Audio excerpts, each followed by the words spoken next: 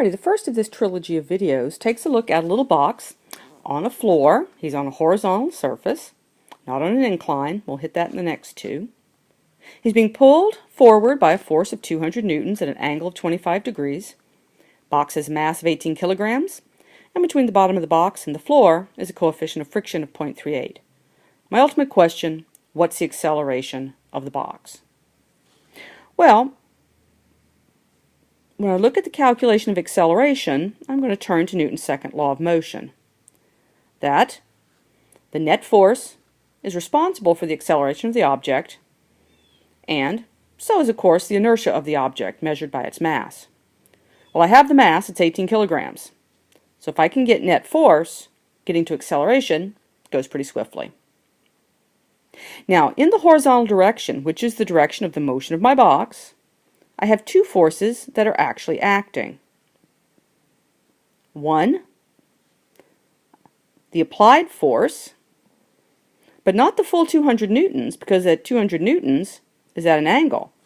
So only the piece of the force that's in the x direction is moving horizontally.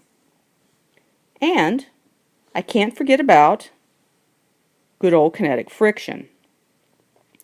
Even if you forgot the box was in motion, the fact that you're given information about the coefficient of kinetic friction might jog your memory that he is there and he always opposes the direction of the motion. So right now, with my two forces, if I can calculate those, I can get to net force and then acceleration. Well, the force applied in the x direction, that's super simple. It's just the x component of the 200 newtons. So 200 newton cosine of 25 degrees. That doesn't really make us very upset to try and figure out. And we dump that into our calculator. We get 200 cosine 25, 181 newtons. But now to get to the force of friction, I have to go through my coefficient of friction formula.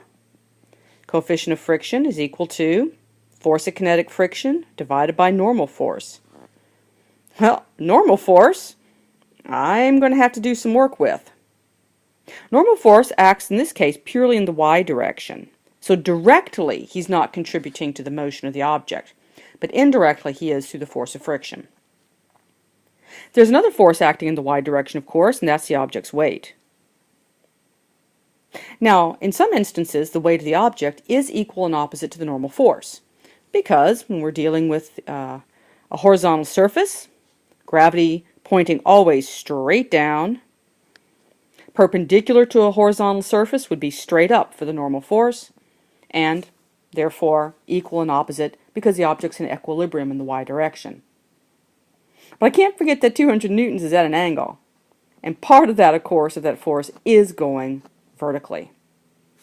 So to get to the normal force, I have to look at what forces are contributing to the downward push of the box onto the floor, and one of those forces, of course, is the weight, which is my 18 kilograms times 9.81 meter per second squared, or 177 newtons. Down, but upward, I also have to contend with the fact that this piece of my triangle, like that, 200 newtons, sine of 25. Boy, that's the ugliest looking 25 I have ever seen. Let's try that one more time. 5. When I actually now take that particular value for the normal force, which is 92.4, and insert it into my formula with my 0.38 as my coefficient of friction, I get a force of friction, I'm having a hard time with K's today, equaling, 35 newtons.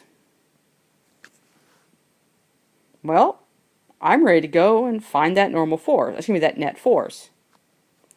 Force applied in the x direction, 181. Force of friction, is 35. But I can't forget that he acts in a direction opposite that of the motion. So, with my two forces in place, my net force turns out to be 146 newtons, which with the mass of the object at 18 kilograms, solving for acceleration, I get a whopping 8.1 meter per second squared. So, step 1, what information am I given explicitly? What am I solving for? Step 2, to solve for acceleration, I must get the net force. So my net force is mass times acceleration, Newton's second law. I had to take steps to find the net force, thinking about which forces acted horizontally, force applied in the x direction, and force of friction. Solving first for the force applied horizontally, then having to go through a little effort to find the force of friction. Because before I could get to force of friction, I had to hone in and solve the normal force, taking into account both the weight of the object and the upward pull by the applied force. With that in motion, I was able to calculate the force of friction, take it into my net force calculation, and then solve ultimately with Newton's second law for the acceleration of the object. So it's a good bit of work, there's no doubt. But if you go through it slowly and stepwise, if you keep your information very organized and well labeled, you should be able to work through it fairly efficiently and get yourself to the right answer.